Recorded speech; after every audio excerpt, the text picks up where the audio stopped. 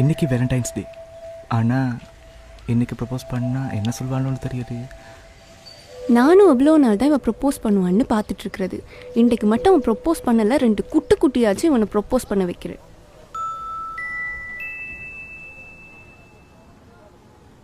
ஏய் நில்லு.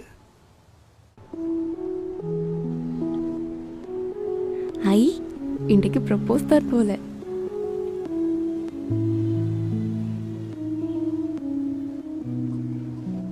அச்சோ இடியட்.